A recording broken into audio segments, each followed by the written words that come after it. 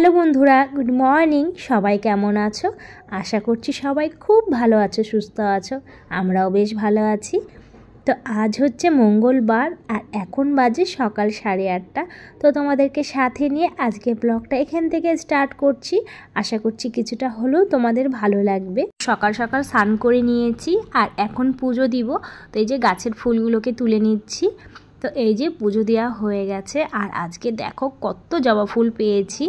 তো আমাদের বাড়ির পিছনে একটা জেঠুর বাড়ি আছে, তো ওই জেঠুর বাগানে এত ফুল ফোটে। তো মেয়ে প্রতিদিন সকালে গিয়ে বাগান থেকে ফুলগুলো নিয়ে আসে আর দেখো কি ভালো লাগছে দেখতে না। তো পুজো দিয়ে এসে রান্না বসিয়ে দিয়েছি, ভাত হয়ে গেছে আর এখন করছি হচ্ছে পটল আর উচ্ছে ভাজা।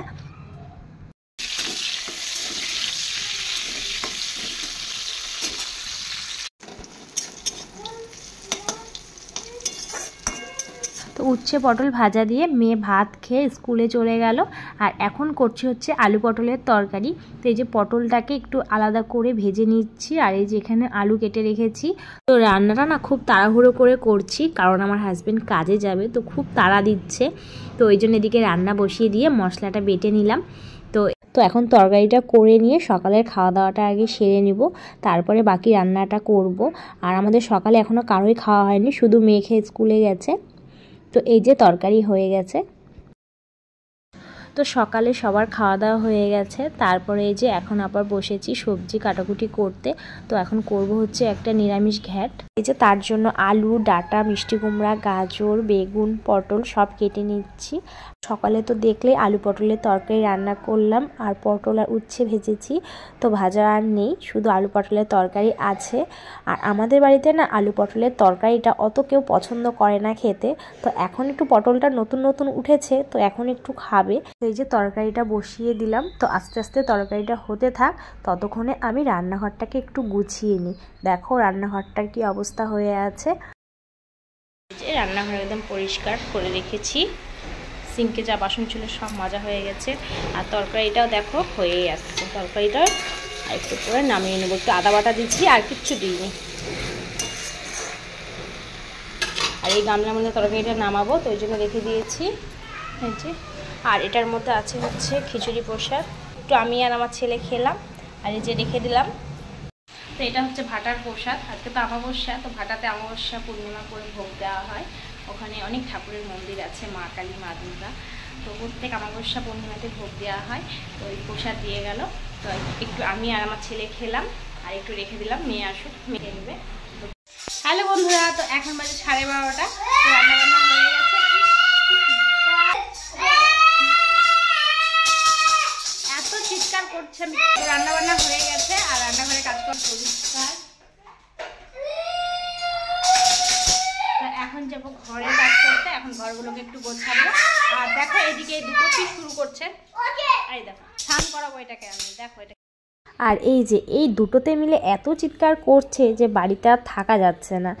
আমার ছেলে কিন্তু খেলনা নিয়ে খেলে না, খেলনাগুলো নিয়ে এসে খালি ঢেলে দিবে।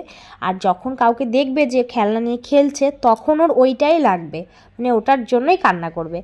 তো এই যে দেখো দুটোতে মিলে খেলছে, তো খেলুক, আমি কাজগুলো ততক্ষণে করে নিই।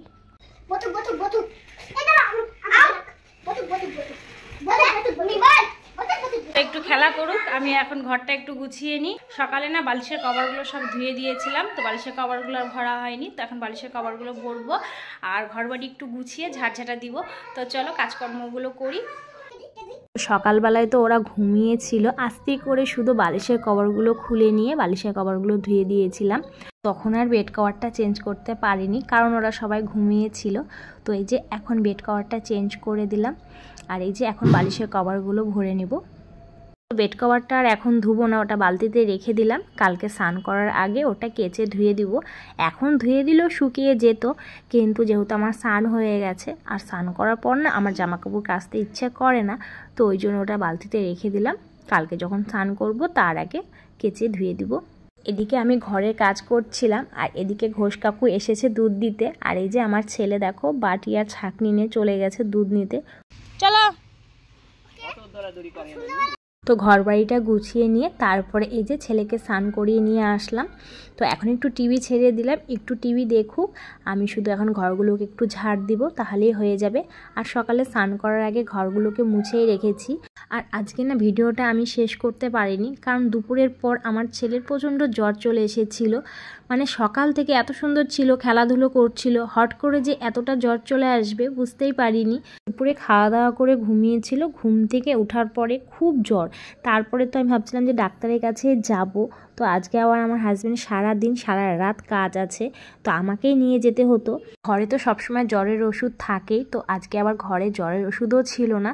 তো তারপরে মুন্দি দিল জ্বরের ওষুধটা, তো ওটাই খাইয়েছিলাম। তারপরে না 1 ঘন্টা ঘুমিয়েছিল। ঘুম থেকে ওঠার পর না জ্বরটা এক ফোঁটাও ছিল না, একদম জ্বরটা কমে গেছিলো। তো আমি ভাবছিলাম যে জ্বরটা যদি আবার রাত্রে আসে, তার মধ্যে ও আজকে বাড়িতে আসবে না, তো ওই জন্য একটু ভয় লাগছিল একা একা যদি জ্বরটা আর আসে। তো ওষুধটা ভাবছিলাম যে রাতে আরেকবার খাইয়ে দিব। তো ঠাকুর করে রাত্রে আর কোনো জ্বর টর কিচ্ছু আসেনি, তো কোনো বিরক্তও করেনি, রাত্রে ঘুমিয়েছিল। তো ওই জন্য দুপুরের পর আর কোনো ভিডিও করিনি। আর ছেলের এরকম অসুস্থ দেখে আমার ইচ্ছে হয়ওনি ক্যামেরাটা অন করি, তো ওই জন্যই আর ভিডিও করা হয়নি। তো সেটাই তোমাদেরকে একটু জানিয়ে দিলাম। তো এখন বাজে 2:30, তো ছেলের খাওয়া হয়ে গেছে আর আমি এখনো খাইনি। ঘুমাবে না, কান্না করছে। তো চলো আবার সন্ধ্যের পর তোমাদের সঙ্গে দেখা হচ্ছে। এখন ছেলেকে ঘুম পাড়াবো, তারপরে ছেলেকে ঘুম পাড়িয়ে তারপরে মেয়ে আসুক, তারপরে মেয়ের সাথে একসাথে খাওয়া দাওয়া করবো। তো চলো ছেলেকে এখন একটু ঘুম পাড়াই, আর আমার ভিডিওটা এডিট করা হয়নি, তো ভিডিওটা এডিট করব।